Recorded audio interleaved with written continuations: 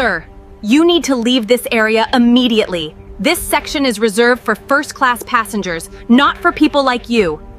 Sir, you need to leave this lounge immediately. The woman's voice sliced through the quiet atmosphere of the first-class lounge at Denver International Airport. Conversation slowed. A spoon froze halfway to a coffee cup. Several passengers looked up from their laptops. The man she was speaking to sat near the floor-to-ceiling windows, overlooking the runway glowing under the late afternoon sun.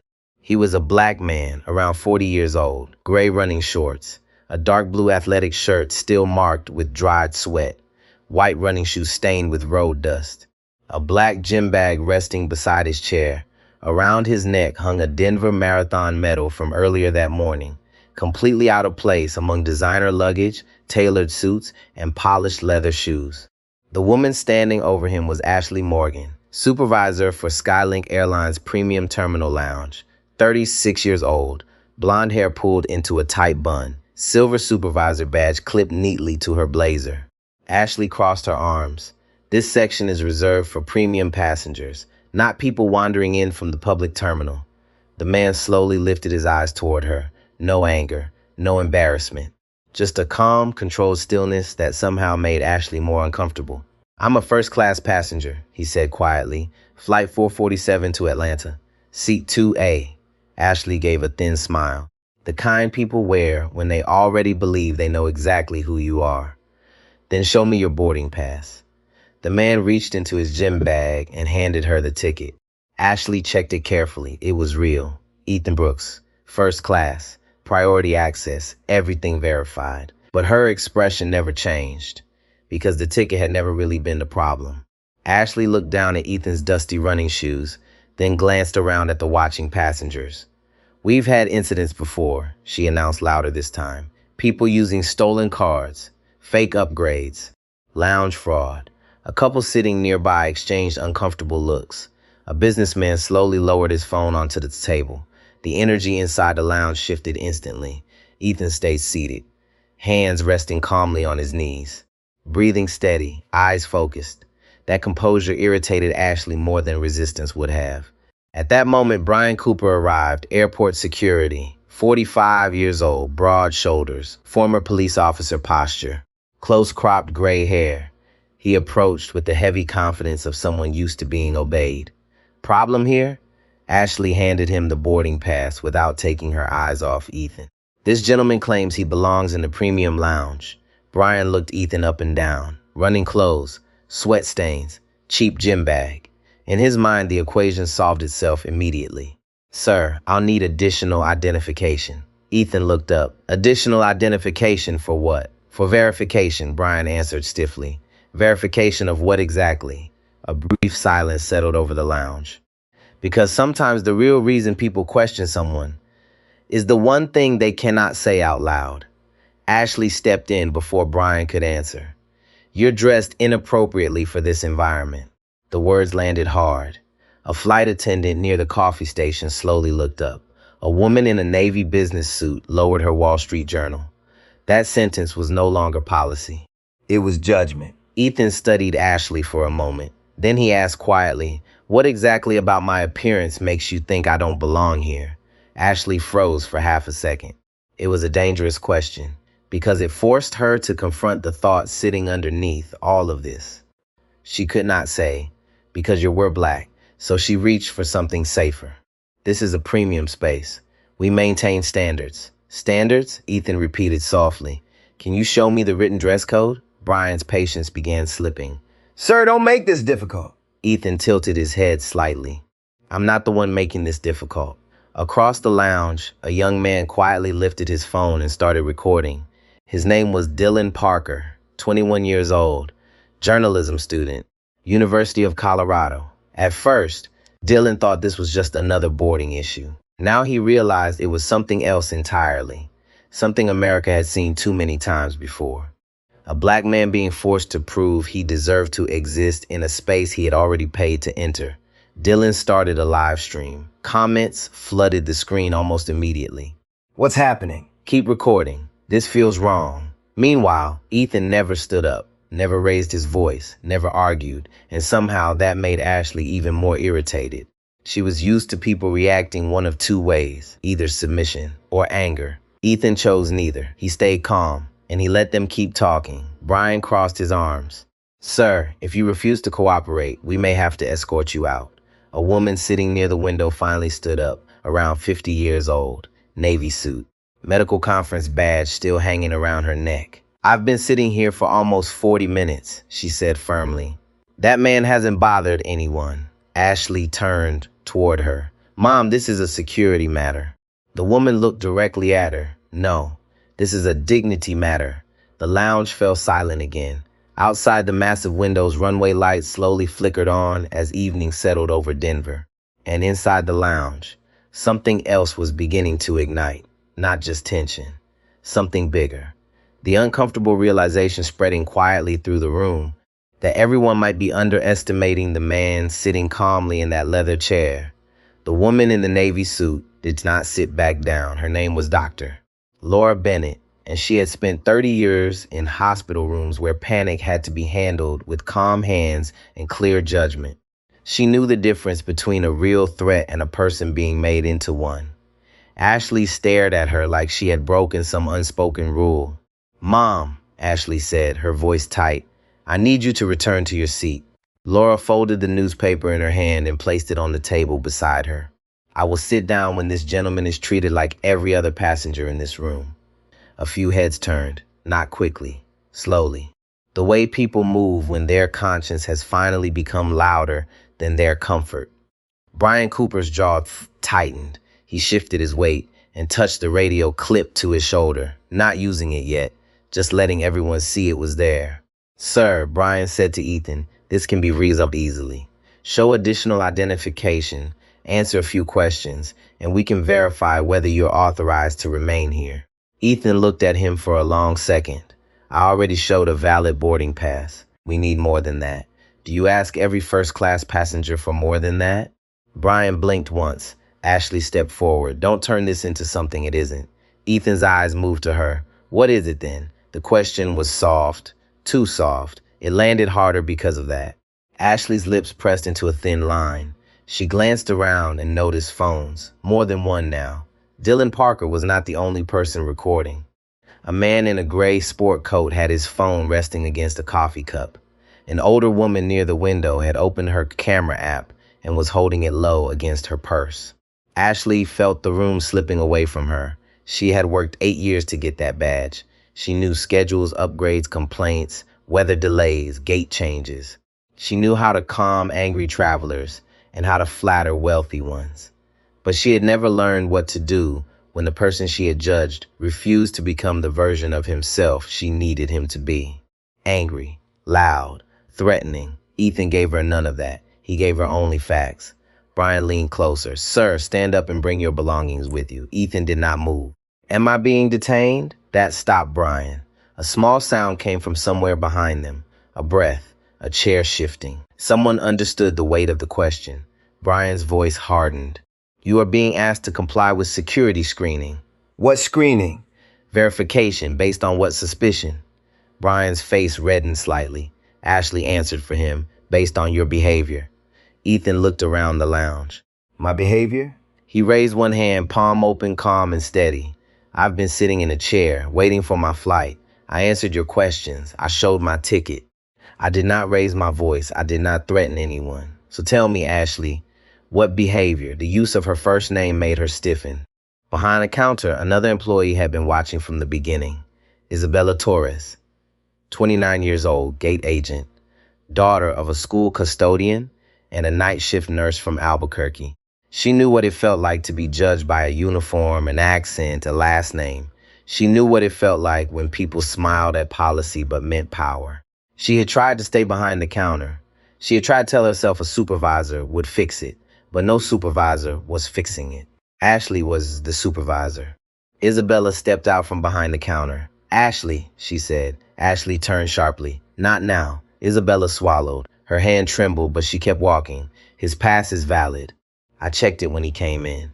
Ashley's eyes flashed. "Return to your station. He is listed for flight 447, seat 2A, full fare first class. lounge access included.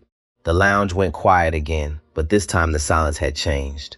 It was no longer confusion, it was recognition. Brian looked at Ashley. Ashley looked at Isabella. Ethan looked at neither of them. His gaze moved briefly to Isabella, and something in his expression softened. Not gratitude exactly, recognition. The quiet acknowledgement of someone who had chosen risk over silence. Ashley lowered her voice. Isabella, you are crossing a line. Isabella's eyes shone, but she did not back away. No, I think we crossed it when we made a paying passenger prove he deserved basic respect. Dylan's live stream comments began moving so fast, his phone could barely keep up. He whispered into the microphones, trying to keep his voice steady. She just confirmed his ticket is real. The gate agent just confirmed it. They still won't let this go. Across the lounge, a white man in his late 60s slowly stood.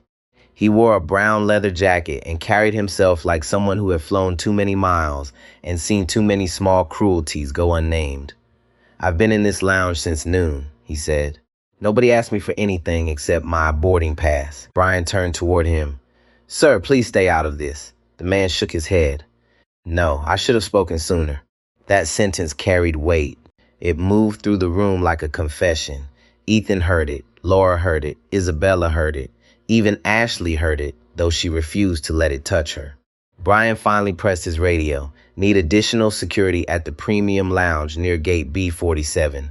Possible non-compliant passenger. Laura stepped closer. He is not non-compliant. He is being profiled. Ashley snapped, that's enough. But it was not enough. Not anymore. Because once people start telling the truth out loud, control becomes harder to fake. Ethan slowly reached into his gym bag. Brian's hand moved toward his belt. Keep your hands visible. Ethan paused, then looked up at him. I'm taking out my identification. His voice was even, almost tired, not frightened, not surprised, tired. The kind of tired carried by people who have had to stay calm their whole lives, so others could feel safe around their dignity. He removed his wallet and placed it on the table. Then he stopped. His phone buzzed once inside the bag, then again, then again. Ashley noticed. Who is contacting you? Ethan looked at the phone, then back at her. No one you need to worry about yet. The word yet changed the air. Ashley heard it. Brian heard it. Dylan heard it. And for the first time, a small crack appeared in Ashley Morgan's confidence. Because Ethan Brooks was not behaving like a man afraid of being exposed. He was behaving like a man waiting for the right moment to reveal what everyone else had failed to see. Ashley Morgan could feel the room turning against her. Not loudly, not dramatically, quietly. That was what made it worse. People were no longer looking at Ethan Brooks with suspicion. They were looking at her, and she hated that feeling. Sir, Brian Cooper said, forcing authority back into his voice, I'm asking one final time. Stand up and come with us. Ethan slowly picked up his phone from the table. The screen lit briefly across his face. 3 missed calls. 1 text message. He read it without reacting. Then he placed the phone back down carefully. No, the word landed softly. But it changed everything. Brian's shoulders stiffened immediately. You are refusing a lawful security request? I am refusing an unlawful one. A murmur moved across the lounge. Several passengers exchanged looks. Ashley stepped closer. Do you understand we can remove you from this terminal? Ethan looked up at her. Do you understand what happens if you do? That answer hit harder than either of them expected. Not because of the words, because of how calmly he said them. No bluff, no panic, no hesitation. Dylan Parker's live stream viewer count jumped again. 10,000, then 12,000. Comments flooded faster than he could read them. This guy knows something. Keep recording. They're digging their own graves. Dylan swallowed hard and adjusted the angle of his phone. He had started recording because something felt unfair. Now it felt dangerous, not physically dangerous, career dangerous, legal dangerous. The kind of moment people replay in courtrooms and board meetings. Near the coffee station, a flight attendant whispered to another employee. Who is this guy? Nobody knew. That uncertainty started spreading through the room like smoke. Brian reached for Ethan's duffel bag. I need to inspect this. Ethan's voice sharpened for the first time. Don't touch my property without cause. Brian froze for half a second. Then Ashley jumped in again. You're escalating this. No, Ethan replied. You escalated the moment you decided I didn't belong here. Silence. Heavy silence. The older businessman in the leather jacket slowly nodded to himself. Doctor. Laura Bennett folded her arms tighter across her chest. Even Isabella Torres looked shaken now, not by Ethan, by the realization that nobody in authority seemed willing to stop. Ashley's face had become flushed beneath the airport lights. She could still recover this. At least that was what she kept telling herself.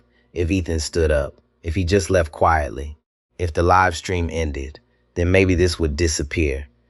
But Ethan Brooks was no longer behaving like a man trying to avoid attention. He was letting them expose themselves, one sentence at a time. Brian pressed his radio again. Needs supervisor assistance at Premium Lounge immediately. A crackling voice answered back. Copy that. Ashley exhaled slowly, relieved backup was coming. Then she turned back toward Ethan. You know what I think? She said quietly. Several people nearby immediately looked up again, because there was something different in her tone now. Personal, dangerous. Ashley stared directly at Ethan's marathon medal hanging against his chest. I think you walked in here expecting people to feel sorry for you. Dylan's eyes widened behind his phone. Dr. Laura Bennett actually took a step forward.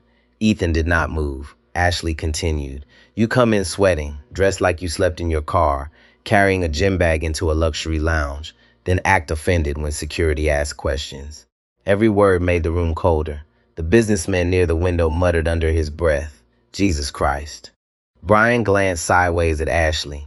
Even he realized she had crossed into territory that could not be defended anymore. But Ashley could not stop, because deep down, embarrassment had already started turning into desperation. Ethan looked at her carefully, almost sadly. Then he asked the question she least wanted to hear.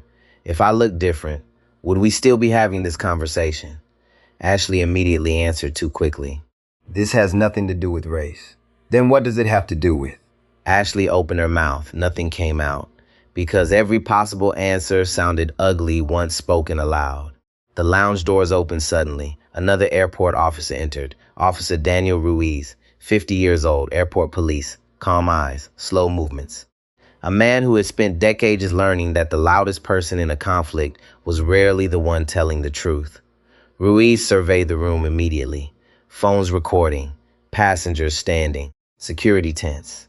One seated man remaining completely calm, his instincts activated instantly. What's going on? Brian answered first. Passenger refusing security cooperation. Ruiz looked at Ethan. What exactly are you refusing, sir? Ethan met his eyes. I showed my boarding pass, my identification. I answered questions. I have committed no crime. They want me removed because they believe I don't belong in this lounge. Ruiz looked toward Ashley. Ashley folded her arms again. He's being disruptive. Ruiz scanned the room. Nobody looked frightened of Ethan. Nobody looked threatened. If anything, the room looked protective of him. Dr. Laura Bennett spoke before Ashley could continue. That man has remained calm for over 30 minutes while being publicly humiliated. The businessman added quietly, you should probably ask why everyone here is filming. Ruiz noticed the phones then. Dozens now, and not hidden anymore. Openly recording. Dylan's live stream had crossed 15,000 viewers. Someone in the comments had already identified Skylink Airlines. Another person posted the corporate office number. Another tagged local news stations. Ruiz felt a slow pressure building behind his ribs. This was no longer just an airport disagreement. This was becoming public, national public. He crouched slightly beside Ethan. Sir, Ruiz said quietly, do you have identification on you? Ethan nodded once, then he slowly reached into his wallet. Brian shifted uneasily. Ashley watched with folded arms, still trying to hold on to certainty. Ethan removed a black card holder, not a cheap wallet, Italian leather, minimal, elegant. He opened it calmly, then paused. The room seemed to lean forward all at once. Even the airport sounds outside felt distant now. Rolling suitcases, boarding announcements, jet engines. Everything faded beneath the tension building around that small black card holder resting in Ethan Brooks's hands. Then Ethan looked directly at Ashley Morgan and finally spoke the sentence that made the first crack of fear appear in her eyes. You should have stopped this 20 minutes ago. Ashley Morgan did not answer. For the first time since the confrontation began, She looked less like a supervisor and more like a woman, realizing the floor beneath her was not as solid as she thought. Ethan Brooks held the black card holder in one hand, but he did not open it all the way yet. He let the silence stretch, not for drama, not for revenge, for clarity. Officer Daniel Ruiz noticed that. He had seen angry passengers throw status cards at employees. He had seen wealthy people threaten lawsuits before their boarding group was even called. But Ethan was different. He was not trying to frighten anyone with money. He was trying to make them say the truth before money entered the room. Ruiz lowered his voice. Mr. Brooks, I want to be clear. At this moment, you are not under arrest. You are not being detained. I'm trying to understand why this escalated. Brian Cooper's head snapped toward him. Daniel, he refused security instructions. Ruiz turned slowly. What specific instruction? Brian's mouth tightened. He refused to come with us. Come with you where? For verification. Verification of what? Brian's eyes hardened. You know how this works. No, Ruiz said. I know how policy works. I'm asking what policy you're enforcing. That sentence changed the room again. Ashley felt it. Brian felt it. So did Dylan Parker, whose phone was still raised, his thumb trembling near the edge of the screen as the live stream count kept climbing. The number had passed 20,000 now. He was no longer whispering. He was barely breathing. A woman in the comments wrote, "That officer is asking the right question." Another wrote, "Policy without a policy is discrimination." Dylan read that line and felt it settle in his chest. Policy without a policy is discrimination. Inside the lounge, Isabella Torres stood near the counter, with her hands clasped so tightly her knuckles had turned pale. She knew what Ashley could do to her schedule, her evaluations, her future. She had a mother still paying medical bills and a younger brother in community college. She could not afford to lose her job.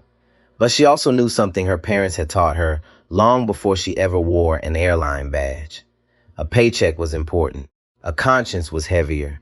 Ashley suddenly pointed toward Isabella. This employee has inserted herself into a security matter without authority. Isabella's eyes flickered, just once. Then she steadied. I inserted the truth.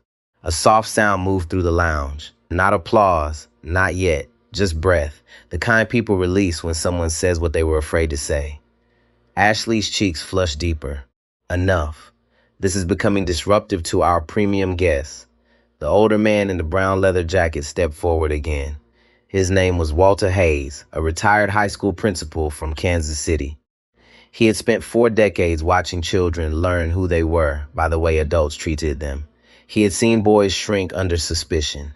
He had seen girls go quiet after being dismissed. He knew how dignity could be damaged in public. He looked at Ashley, not with anger, but with disappointment. Mom, I am one of your premium guests. And what is making me uncomfortable is not him. Ashley turned on him. Sir, please don't interfere. Walter's jaw moved slowly. I interfered too late. Those words hit Laura Bennett harder than she expected.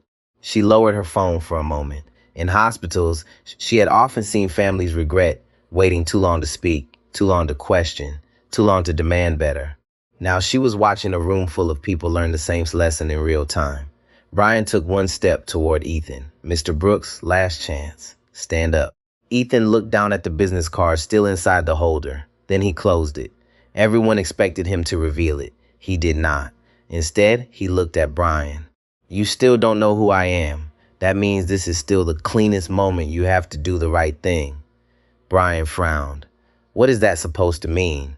It means you can stop before my name changes how you treat me. Silence. Sharp.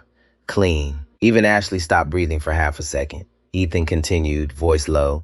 If I have to prove I'm important before you treat me like a human being, then the problem is bigger than this lounge. The words moved slowly through the room. They were not loud. They did not need to be. A man near the bar lowered his head. A woman by the window wiped at one eye, not because the speech was sentimental, because it was true. And truth, when spoken calmly in a room built on comfort, can feel like a door opening to cold air. Officer Ruiz nodded once, almost to himself. Then his radio crackled. Supervisor en route to Premium Lounge. ETA 2 minutes. Ashley grabbed onto that like a lifeline. Good. Maybe now we'll get this handled properly. Ruiz looked at her. It should have been handled properly when he showed the boarding pass. Ashley's eyes flashed. You don't work for Skylink. No, Ruiz said. I work for the law. That sentence landed hard enough to make Brian look away. Ethan's phone buzzed again. This time, the screen lit long enough for Dylan's camera to catch a name. Rachel H. Dylan did not know who Rachel was, but Ethan saw the message, and a brief change passed through his face. Not surprise, confirmation. He opened it. The message was short.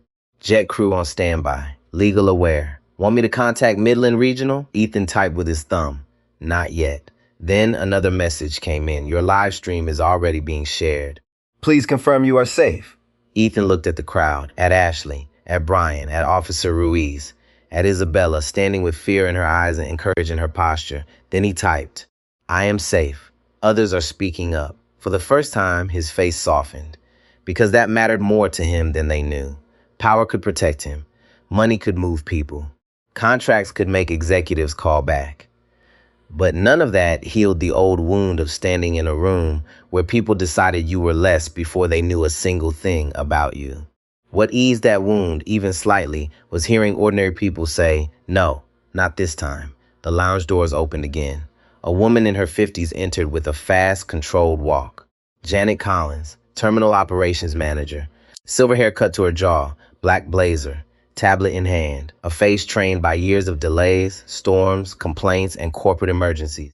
But when she saw the phones, the crowd, the security officers, and the black man in running clothes sitting calmly at the center of it all, her expression tightened.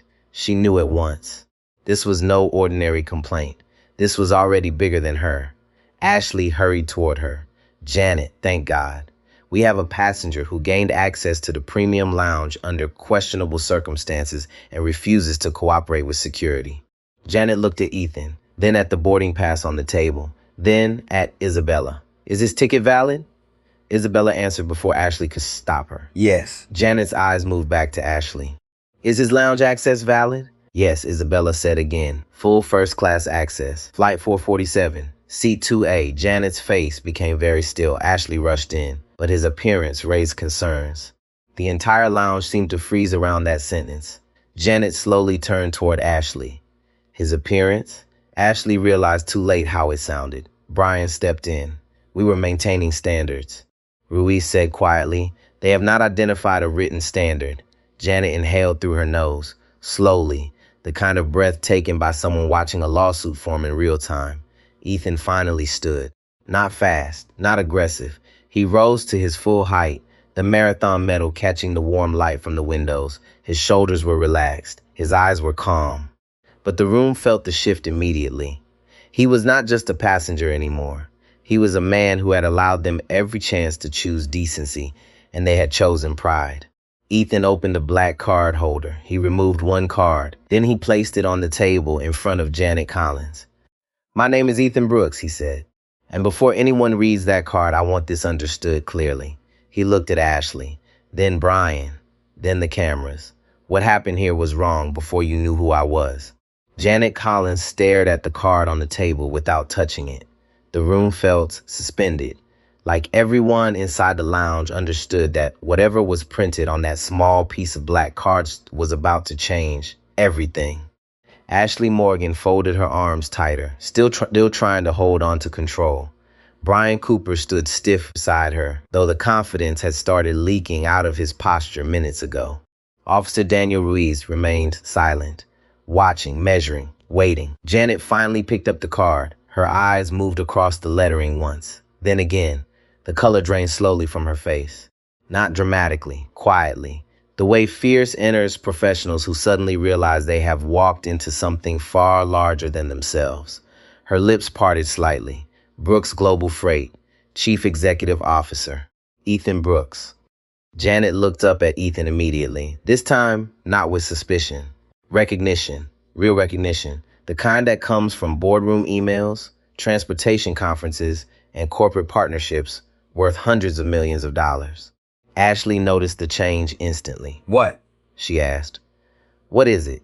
Janet did not answer right away, because in that moment her mind was racing through consequences. Skylink Airlines had been negotiating a major regional cargo contract for almost a year. Everyone in upper management knew the name Brooks Global Freight.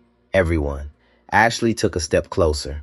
Janet, Janet lowered the card carefully. Then she looked directly at Ethan. Mr. Brooks, I apologize for what has happened here. The entire lounge went still.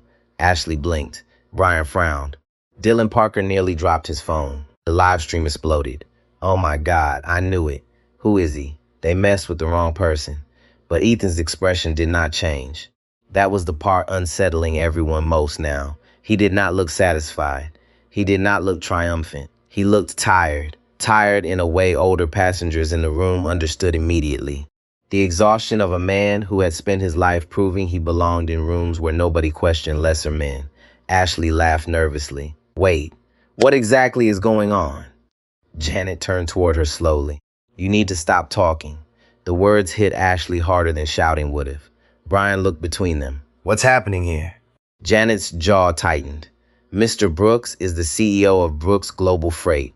Silence. Absolute silence. Even the airport noise outside the window seemed to disappear for a moment. Ashley stared at Ethan, then at the gym bag, the running shoes, the sweat-stained shirt. Her brain rejected the image. Because people like Ethan were not supposed to look ordinary in her world. Power was supposed to announce itself. Tailored suits, private drivers, luxury watches, not marathon medals and dusty sneakers. That's impossible, Ashley whispered. Ethan finally spoke. No, what's impossible is how long this continued after you verified my ticket. Ashley's breathing changed, shorter now. Faster. Brian shifted uncomfortably. Sir, if there's been a misunderstanding. Laura Bennett cut in sharply. The doctor stepped forward, eyes blazing now. You publicly humiliated this man for nearly an hour. Brian lifted his hands defensively. We were following security procedures. Officer Ruiz spoke before Ethan could answer. No documented security violation was ever identified. That landed hard, because now it was official. Not opinion, not emotion, fact. Walter Hayes slowly shook his head. I spent 40 years teaching teenagers how to treat people with dignity, he said quietly. And somehow adults still struggle with it. Ashley looked around the room. Nobody was on her side anymore. Not even Brian completely. Not Janet. Not the passengers. Not the cameras. Especially not the cameras. Dylan checked the live stream again. 37,000 viewers. Local reporters were entering the comments now. Someone had already clipped Ashley saying people wandering in from the public terminal. Another clip showed her saying, we maintain standards. Dylan realized this was no longer internet drama. This was evidence. Ashley saw the phones pointed at her and panic finally cracked through the armor she had worn all afternoon. I didn't mean anything racial, she said quickly. Nobody answered, because intent no longer mattered as much as impact. Ethan rested one hand lightly against the back of the chair beside him. You know the strange thing?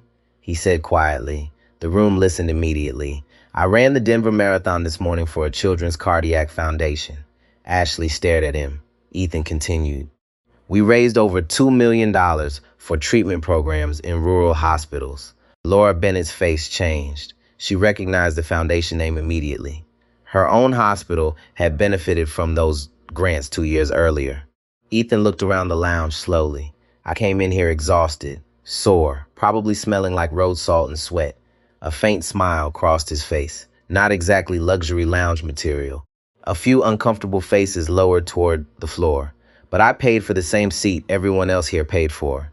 His eyes settled on Ashley again. And somewhere between my boarding pass and my skin color, that stopped mattering. Nobody moved. Nobody even reached for a drink. The weight of the truth sat too heavily in the room now. Janet exhaled slowly.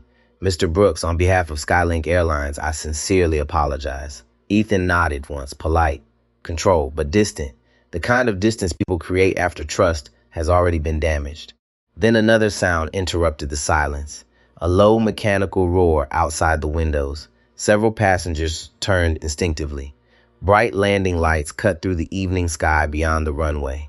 Dylan moved closer to the glass with his phone still recording. A sleek white aircraft rolled slowly toward the private terminal area beside the runway. Long body, silver stripe, custom tail number. Then the logo became visible beneath the airport lights. Brooks Global Freight. Gasps spread across the lounge. Ashley's face lost what little color remained. Walter Hayes muttered softly under his breath, Lord have mercy. The jet continued taxiing slowly across the tarmac like a final answer nobody in the room could argue with anymore. Dylan whispered into the live stream microphone, "That's his plane." Thousands of comments exploded instantly. Ashley took one small step backward, then another, because reality was collapsing around her faster than she could process it. Not just because Ethan was wealthy, not because he was powerful, but because she suddenly understood the deeper humiliation. This man never needed her approval to belong there. He had simply wanted the same thing every other passenger wanted: basic respect. And she had denied it to him before she ever knew his name. Ethan looked through the glass toward the aircraft waiting under the runway lights. Then he spoke quietly. "That plane isn't the important part." Nobody interrupted him. "The important part is this." He turned back toward the room. "If I wasn't wealthy, if I didn't own that aircraft, would any of this have changed?" No one answered, because every person in the lounge already knew the truth. Nobody in the lounge spoke for several long seconds. The silence had changed again. Earlier, it had been tense. Now it felt exposed, like the entire room had been forced to look directly at something uncomfortable about the world outside those airport windows. Ashley Morgan stood frozen near the reception counter, her shoulders tight, eyes fixed somewhere near the floor. She could feel people looking at her differently now, not as an authority figure, as a warning. Brian Cooper loosened his grip on the radio attached to his belt. His face had gone pale beneath the harsh overhead lights. He had spent years believing instincts made him good at his job. But standing there now, he realized something painful. Instincts built from bias still create damage. Officer Daniel Ruiz watched both of them carefully, not with satisfaction, with disappointment, because this situation never needed police, never needed security, never needed humiliation. It needed one simple thing: Someone willing to say, he belongs here too. Janet Collins finally stepped closer to Ethan. "Mr. Brooks," she said carefully, "I would like to escort you personally to a private area while we address this internally." Ethan looked at her calmly. "No." Janet blinked. "No? I've spent the last hour being questioned publicly." Ethan's voice remained level. "I'm not interested in disappearing privately now that my title makes everyone uncomfortable." Several passengers lowered their eyes, because he was right. If Ethan Brooks had been an ordinary, middle-class black man in running clothes, there would have been no apologies, no executive concern, no careful tone. Just removal. That truth sat heavily over the lounge like smoke.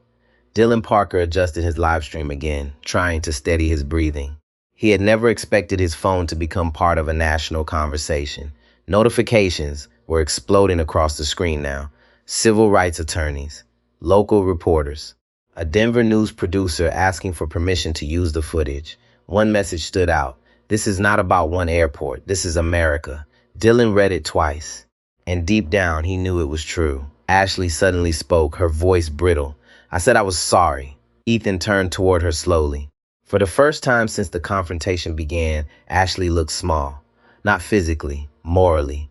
She looked like someone watching the image she had built of herself collapse in real time. Ethan studied her face carefully before answering.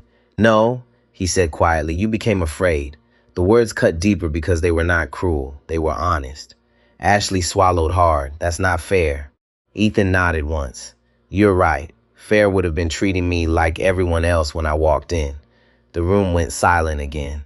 Walter Hayes slowly sat back down in his chair, rubbing one hand across his mouth. He had spent decades watching people confuse politeness with decency. Tonight he was watching the difference unfold under airport lighting and smartphone cameras. Laura Bennett folded her arms tighter. In medicine, she had seen patients ignored because of race, pain dismissed, symptoms questioned, voices minimized. The setting was different now. The mechanism was the same. A person forced to prove humanity before receiving respect. Janet turned sharply toward Ashley and Brian. "I need both of you in my office immediately after this." Ashley's face tightened.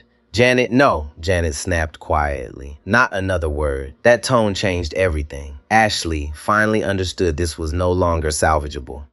Brian stared toward the windows where Ethan's jet remained parked beneath the glowing runway lights. He felt embarrassed, but worse than embarrassed, exposed. Because deep down, he had known the boarding pass was valid almost from the beginning, yet he kept pushing, not because of evidence. Because something about Ethan had made him suspicious before Ethan ever spoke, and now thousands of strangers online had watched that happen in real time. Officer Ruiz stepped beside Ethan. You handled this with more patience than most people would. Ethan gave a tired smile. That's because some of us learn early that losing our temper becomes part of the story. Ruiz looked at him carefully. He understood exactly what Ethan meant. An angry black man becomes the headline, not the reason he became angry. The older officer exhaled slowly. That's a heavy thing to carry. Ethan glanced around the lounge. You'd be surprised how many people carry it every day. Near the counter, Isabella Torres quietly wiped tears from the corners of her eyes before anyone noticed. Not because Ethan turned out to be rich, because for one brief moment, someone had finally said out loud what workers like her had seen for years. How quickly dignity changes depending on who people think deserves it. Ethan noticed her standing there. You spoke up when it mattered, he told her. Isabella shook her head slightly. I almost didn't, but you did. That landed hard in her chest. Because courage rarely feels heroic in the moment. Usually, it feels dangerous. The lounge doors opened again and two men in dark suits entered quickly from the terminal hallway. Corporate executives. Skylink Regional Operations. Both holding phones, both visibly tense. One approached Janet immediately and whispered something into her ear. Janet's expression tightened further. The live stream had reached national news. Already. Ashley heard the words and looked physically ill. The executive turned toward Ethan. Mr. Brooks, I'm Thomas Reed, Regional Vice President for Skylink Airlines. Ethan nodded politely. Thomas extended a hand carefully. Ethan shook it once. Nothing more. Thomas cleared his throat. We are deeply sorry for what occurred here today. This behavior does not reflect our company values. Walter Hayes muttered quietly from his chair. Funny how company values always show up after cameras do. Several people nearby nodded. Thomas heard him, and he could not argue with it. Ethan looked around the room one more time. At the passengers, at the employees, at Ashley standing isolated near the counter. Then he said something nobody expected. I don't need special treatment. His voice was calm, measured, steady. I needed equal treatment. No one interrupted. Because that sentence carried more weight than the jet outside, more weight than the title on the business card, more weight than the money everyone suddenly cared about. Equal treatment. Simple words, still somehow difficult for people to give away freely.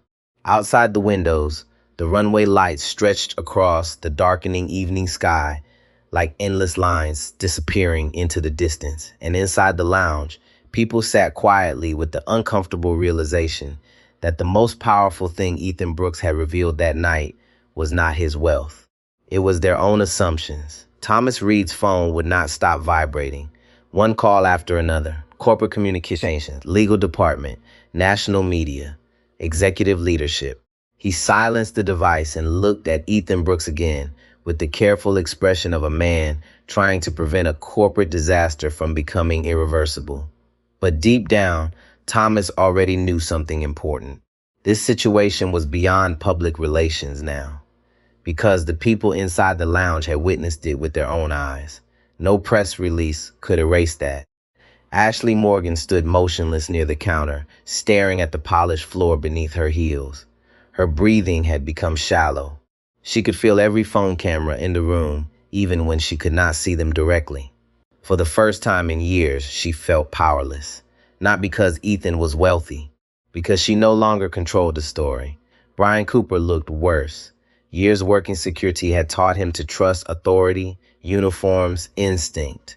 But tonight those instincts had led him straight into public humiliation. And somewhere underneath the embarrassment, something else was beginning to grow. Shame. Real shame. Officer Daniel Ruiz noticed it immediately. He had seen many people become defensive when exposed. Brian was becoming quiet instead. That mattered. Janet Collins stepped aside with Thomas Reed near the lounge entrance. Their voices stayed low, but the tension around them was visible. This is already everywhere, Thomas whispered. Janet rubbed one hand against her temple. How bad? CNN Denver affiliate picked it up 15 minutes ago. Somebody clipped the live stream. Civil rights groups are reposting it. Janet closed her eyes briefly. Years in airport operations had taught her one brutal truth. Most corporate crises were not caused by mistakes. They were caused by people refusing to stop after the mistake became obvious. Across the lounge, Ethan finally sat down again, slowly, carefully, like a man whose body had started feeling the weight of the marathon and the confrontation at the same time.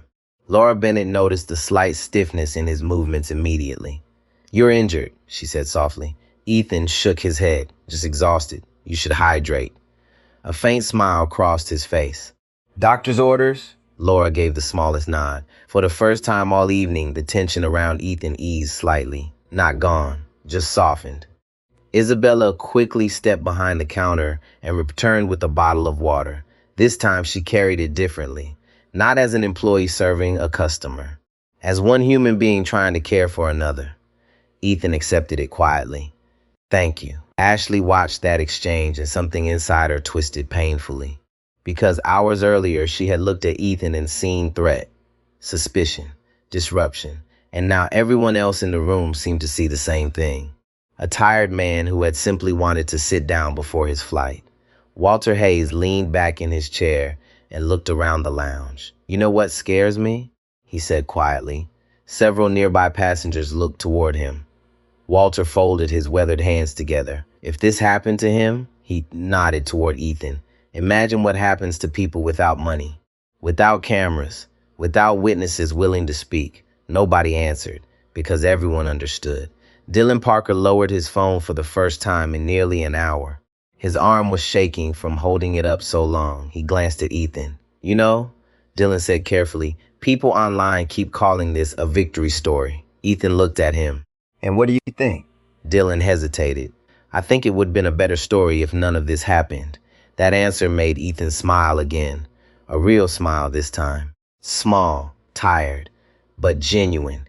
"Then you're probably going to become a good journalist." Dylan felt his throat tighten unexpectedly, because all night Ethan had refused to turn cruelty into performance. No screaming, no threats, no showing off, just truth, steady truth. Thomas Reed finally approached again, carrying the chin of an executive walking into consequences he could not control. Mr. "Brooks," he said carefully, "our executive office would like to arrange transportation and accommodations immediately. We would also like to discuss formal corrective actions regarding everyone involved." Ashley flinched visibly at the phrase corrective actions. Brian looked away. Ethan took a slow drink of water before answering. "You should discuss corrective actions regardless of whether I ever answer another phone call from your company." Thomas nodded once. "We will." Ethan held his gaze. "Will you?" Thomas did not answer immediately. That silence told the truth more honestly than words could, because both men understood something painful about institutions.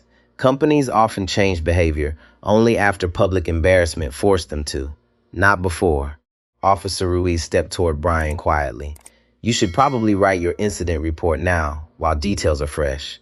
Brian swallowed hard. "What exactly am I supposed to write?" Ruiz looked at him carefully. "The truth." That word seemed to hang in the air. Truth. Simple. Heavy. Expensive. Brian rubbed one hand across the back of his neck. For the first time all evening, he looked directly at Ethan. Not through him, not at his clothes, not at his race. At him. "I was wrong," Brian said quietly. The lounge fell silent again. Ashley stared at him in disbelief. Brian continued, voice rougher now. "I made assumptions before I had facts, and once I made them, I kept defending them instead of stopping." No one interrupted, because accountability sounds different from apology. Apologies often protect pride. Accountability costs something. Ethan studied Brian for several long seconds. Then he nodded once. "That matters more than you think." Ashley looked between them, confused and cornered. "You're just going to forgive him?" Ethan turned toward her. "This isn't about forgiveness." His voice stayed calm. "It's about whether people are willing to learn after causing harm." Ashley's eyes filled suddenly, though she fought hard against it, because somewhere beneath the fear of losing her career, beneath the humiliation, beneath the cameras, she was starting to realize something unbearable. She had not seen Ethan Brooks as fully human when he first walked through those lounge doors, and now she could never unknow that about herself. Outside the windows, the Brooks Global Freight jet remained parked beneath the runway lights, quiet and motionless against the dark Colorado evening. But inside the lounge, the real shift had nothing to do with wealth anymore. It was happening inside people, one realization at a time. The television above the lounge bar switched from a financial news segment to breaking coverage from Denver International Airport. Several passengers turned towards the screen at the exact same moment. Dylan Parker's live stream footage now filled the monitor. Ashley Morgan's voice echoed softly through the lounge speakers. This section is reserved for premium passengers, not people wandering in from the public terminal. The room froze. Hearing it again made it worse. On television, stripped of adrenaline and tension, the words sounded colder than anyone remembered. A red banner rolled across the bottom of the screen. Airline discrimination incident goes viral at Denver Airport. Ashley covered her mouth with one trembling hand. Brian Cooper lowered his eyes. Thomas Reed looked physically sick. The national feed replayed another clip. What exactly about my appearance makes you think I don't belong here? Then silence. Then Ashley saying, "We maintain standards." Walter Hayes slowly shook his head. That sentence is going to follow this company for years. No one disagreed. Near the windows, Ethan remained seated with the same quiet composure he had carried since the beginning. But exhaustion was finally catching him now. His shoulders sagged slightly. One hand rested against his knee where the marathon strain had tightened his muscles. Laura Bennett noticed again. "You need food," she said firmly. Ethan gave a tired laugh. "I was actually trying to eat before all this started." That line hit the room unexpectedly hard, because everyone suddenly imagined the simplest version of the evening. A man finishing a marathon, buying a first-class ticket, walking into a lounge, looking for a meal and a place to sit. That was all, and somehow it had become this. Isabella quietly disappeared behind the counter and returned carrying a tray. Chicken soup, bread, fruit, water. She set it gently on the table beside Ethan. He looked up at her. You don't have to do that. "Yes," Isabella said softly. "I think I do." The room watched carefully as Ethan picked up the spoon. Small moment, simple moment, but after nearly 2 hours of confrontation, it felt deeply human. Not CEO, not scandal, not headlines, just a tired man finally being treated with care. Ashley saw it too, and the shame deepened inside her. Because kindness had been available from the beginning, it would have cost nothing. Thomas Reed's phone rang again. This time he answered immediately and stepped aside, lowering his voice. "Yes, sir. I understand. No, the footage is worse than we initially thought. Yes, he's still here." Thomas listened for several seconds before his posture stiffened. "I'll tell him." When he ended the call, he looked toward Ethan carefully. That was Skylink's chief executive officer. The room turned silent again. "He would like to speak with you personally." Ethan set the spoon down slowly. "Tonight?" "Yes." Ethan leaned back slightly. "I'm sure he does." Thomas hesitated. "He's also ordered an immediate internal investigation." Walter muttered quietly. "They investigate after embarrassment. Never before." Thomas heard him again, and again he could not argue. Ashley suddenly spoke through trembling breath. "I never hated you." Every eye shifted toward her. Ashley looked directly at Ethan now, tears finally spilling despite her effort to hold them back. I need you to know that. Ethan studied her quietly. Then he answered with painful calm. "I believe you." Ashley looked confused for a moment. Then Ethan continued. "That's what makes this harder." Silence spread through the lounge once more. "You didn't wake up this morning planning to humiliate someone," Ethan said. "You made fast assumptions, then protected those assumptions because admitting you were wrong became harder than continuing to harm." Ashley stared at him because every word felt true, and truth spoken gently can hurt more than anger. Brian Cooper slowly sat down in a chair near the wall, elbows on his knees, rubbing both hands across his face. He looked older now. Officer Ruiz walked over quietly. "You okay?" Brian let out a rough breath. "No." Ruiz nodded once. "That's probably the first honest thing you felt all night." Brian gave a weak laugh that almost broke in the middle. "I spent years telling rookies not to profile people." He shook his head slowly. "Didn't even realize I was doing it." Ruiz looked toward Ethan. "That's the thing about bias. Most people think it always arrives screaming." Brian followed his gaze. But sometimes it just sounds like procedure. The words sat heavily between them.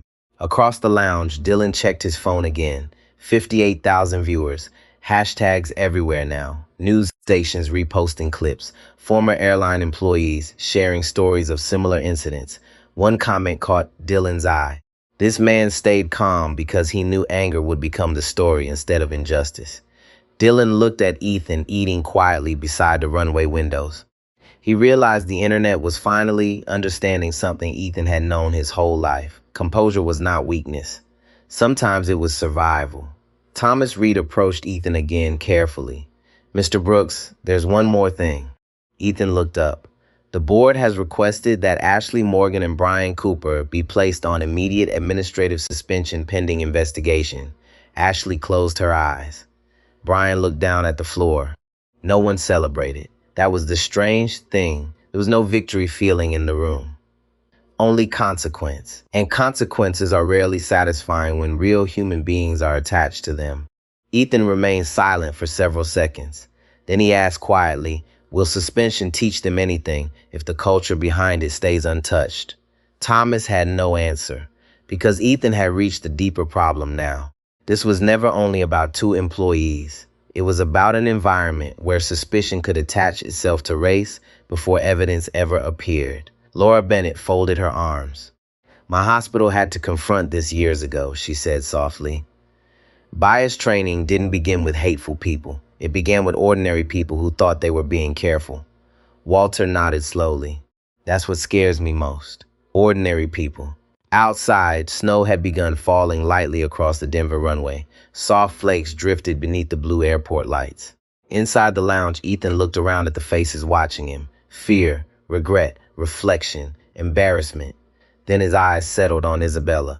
She still stood near the counter, uncertain whether she had done something brave or simply endangered her career. Ethan gave her a small nod. And somehow, in that moment, that quiet acknowledgement mattered more to her than any corporate statement ever could. Snow continued falling outside the lounge windows. Soft, quiet, almost peaceful. But inside the terminal, nobody felt peaceful anymore. The television screens kept replaying the footage. Ashley's voice, Brian's demands. Ethan sitting calmly while the room slowly turned against the people accusing him. Every replay stripped away another excuse. Thomas Reed stood near the windows, speaking with corporate legal advisors through an earpiece. His expression grew tighter with every sentence he heard. "Yes," he said quietly. "I understand. No, there was no security violation documented. Yes, multiple witnesses. Yes, the live stream is archived." He closed his eyes briefly, then ended the call. Janet Collins noticed immediately. How bad? Thomas gave a hollow laugh. "We're trending nationwide." Ashley sat down heavily in one of the leather chairs nearby, not because she wanted comfort, because her legs no longer trusted themselves. She stared at the television screen, replaying her own face.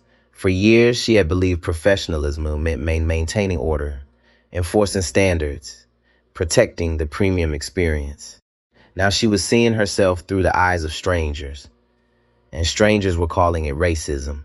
That word echoed inside her chest like something heavy falling through water. Officer Ruiz sat across from Brian Cooper quietly. Neither man spoke for a while. Finally, Brian looked up. "You know the worst part?" Ruiz waited. Brian rubbed both hands slowly together. "I really thought I was being responsible." Ruiz nodded once. "That's why bias survives." Brian frowned.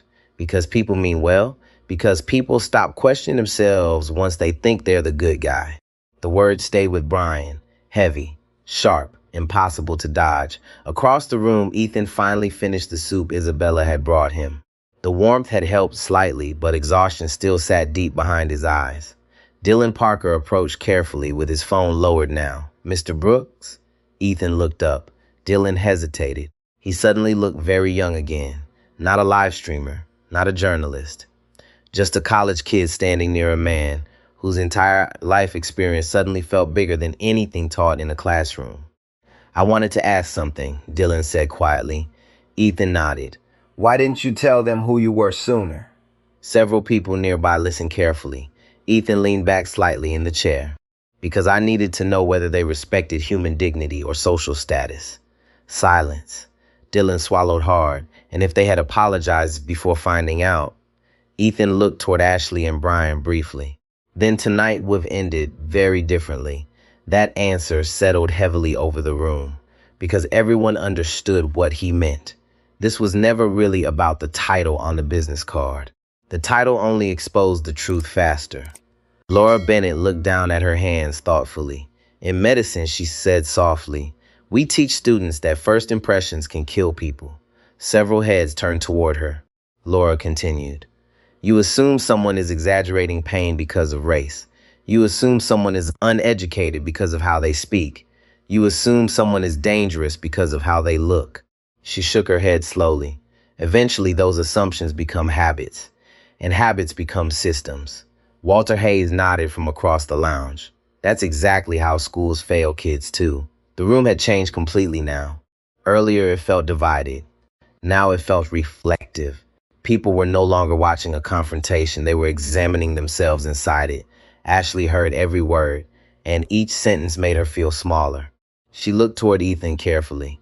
"When you walked in," she said quietly, "I made a judgment before you even spoke." Ethan met her eyes.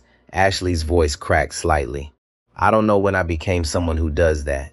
Nobody moved. Nobody interrupted, because this no longer sounded like self-defense. It sounded like grief. The grief of realizing you failed your own idea of yourself. Ethan answered gently. "Most people don't notice bias when it feels normal around them." Ashley lowered her eyes. "That doesn't excuse it." "No," Ethan agreed. "But understanding it is the only way people change it." Thomas Reed approached again, this time holding a folder and a tablet. "Mr. Brooks," he said carefully, "Skylink leadership would like to formally request a meeting with you in Chicago next week regarding corrective policy measures." Ethan gave a tired smile. "You move quickly when money gets involved." Thomas looked ashamed. "Yes," he admitted quietly, "probably too quickly for the wrong reasons." That honesty surprised Ethan slightly. Thomas continued, "But for what it's worth, some people inside the company have been trying to raise concerns about profiling complaints for years." Janet glanced toward him sharply. Thomas sighed. "We just never paid attention until something exploded publicly." Walter let out a bitter breath. That's America in one sentence. No one argued with him. Outside, Ethan's jet crew moved beneath the runway lights, preparing for departure. The aircraft gleamed against the snow-covered tarmac like a symbol of wealth and power. Yet strangely, nobody in the lounge seemed focused on the plane anymore. Not even Dylan. Because the most important thing in the room was no longer Ethan's success. It was the realization that respect should never require proof of importance. Officer Ruiz stood and adjusted his jacket. "My shift ends in 20 minutes, he said quietly. "But I'm glad I stayed." Ethan looked at him. "You were the first person who asked for facts instead of assumptions." Ruiz gave a small nod. "My father taught me something when I became a cop." Ethan waited. Ruiz glanced around the lounge. He said the easiest thing in the world is to mistake confidence for truth. Brian lowered his head slowly, because he knew exactly what Ruiz meant. Ashley suddenly stood. Everyone looked toward her. She walked slowly toward Ethan. No authority left in her posture now. No performance. No image management. Just a human being carrying regret. She stopped a few feet away. "I don't expect forgiveness," she said quietly. Ethan remained silent. Ashley took a shaky breath. "But I hope someday I become better than the person I was tonight." The lounge stayed still. And for the first time all evening, Ethan's expression softened not from exhaustion, but from compassion. Ethan Brooks looked at Ashley Morgan for a long moment before answering. The lounge had become so quiet that even the soft hum of the heating vent sounded loud beneath the tension. Snow drifted steadily outside the massive runway windows now, covering the Denver tarmac in thin white layers under the blue airport lights. Ashley stood motionless in front of him. No badge. No authority. No control. Just regret. Ethan finally nodded once. "Then don't waste this moment." Ashley's eyes filled again. He continued quietly, "Because embarrassment fades. Public attention fades. But if you walk away from tonight without changing anything inside yourself, then none of this meant anything." Ashley lowered her head. For the first time all evening, nobody looked at her with anger anymore, only reflection. Because everyone in that lounge understood something difficult now. Most harm does not come from monsters. It comes from ordinary people who stop questioning their assumptions. Officer Daniel Ruiz checked his watch slowly. His shift was technically over, but he stayed. Walter Hayes stayed too. Laura Bennett stayed. Even passengers whose flights had already begun boarding remained seated near the windows, watching the strange emotional gravity that had settled over the room. Dylan Parker ended the live stream at last. The screen went black. Almost instantly, his phone exploded with missed calls and messages from news producers, journalists, podcast hosts, and media outlets across the country. But Dylan barely looked at any of it. Instead, he stared at Ethan, at the marathon medal still hanging around his neck, at the quiet exhaustion in his posture, and Dylan realized something he would remember for the rest of his life. The strongest person in the room had been the man who never needed to raise his voice. Thomas Reed approached Ethan again carefully. "Mr. Brooks, transportation to your aircraft is ready whenever you'd like." Ethan glanced toward the windows. The Brooks Global Freight Jet sat waiting beneath the falling snow, lights glowing softly against the dark Colorado night. But Ethan did not stand immediately. Instead, he looked around the lounge one last time, at Isabella Torres behind the counter, at Brian Cooper sitting silently with his elbows on his knees, at Ashley Morgan trying to hold herself together, at ordinary travelers who had become witnesses to something larger than themselves. Then Ethan spoke quietly.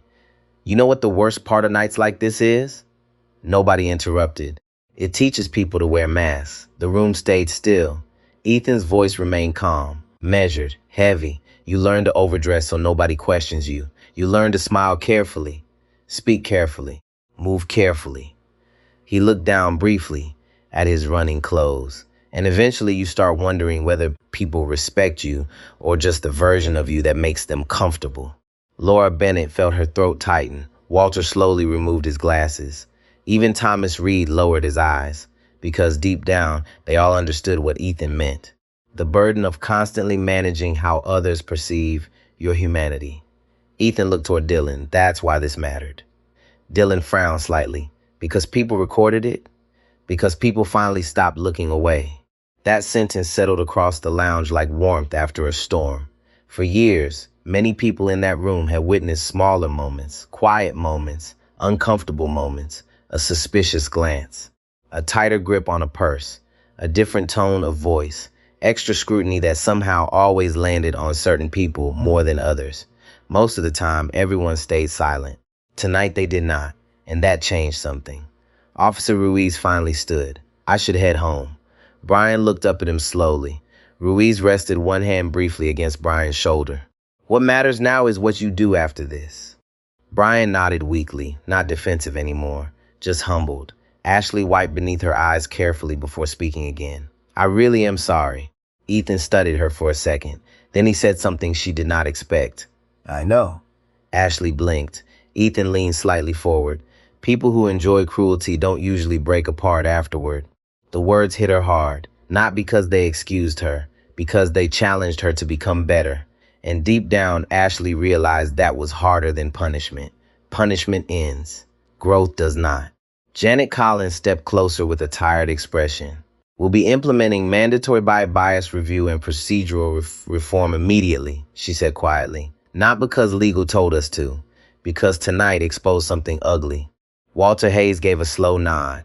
"That's how change starts. Not with comfort, with exposure." Thomas Reed exhaled heavily. "Our board will probably spend weeks talking about reputation damage." Ethan gave a faint smile. "Then maybe someone should talk about human damage too." Silence again. Heavy silence, the kind that forces people to think. Outside, airport workers guided baggage carts through the snow while jets moved slowly across the glowing runway. Somewhere in the distance, another boarding announcement echoed through the terminal speakers. Life continuing, people traveling, families reuniting, workers finishing long shifts. And inside one airport lounge, a group of strangers had been forced to confront something America often preferred to leave hidden beneath politeness. Bias rarely announces itself loudly anymore. Sometimes it wears professionalism, policy, procedure, standards. That was what made it dangerous. Ethan finally stood, slowly. his body still stiff from the marathon and the emotional weight of the evening. Isabella stepped around the counter instinctively. "Do you need help carrying anything?" Ethan smiled gently. "I think I'm all right." But before he picked up his gym bag, he paused beside her. "You protected someone when it wasn't safe for you to do it." Isabella looked down briefly. "I was scared. So was everyone else." That answer stayed with her, because courage had never meant the absence of fear, only the decision that something else mattered more. Dylan stepped forward awkwardly. Mr. Brooks. Ethan turned. Dylan hesitated, then finally asked the thing that had been sitting in his chest all night. "How do you stay that calm?" Ethan looked toward the snowy runway outside the glass. When he answered, his voice was softer than before. "My father used to tell me something when I was young." The lounge listened carefully. He said, "The world will try to convince you that anger is your identity." Ethan paused. "Don't hand people your dignity just because they fail to recognize it." Nobody spoke afterward, because some truths arrive quietly and still leave an entire room changed. Ethan picked up his gym bag, the same simple black bag Ashley Morgan had judged the moment he walked through those doors. Then he started toward the exit leading to the private terminal. As he passed Brian Cooper, Brian stood immediately, not out of fear, out of respect. Ethan gave him a small nod and kept walking. As he passed Ashley, she whispered softly, "Thank you for not destroying us."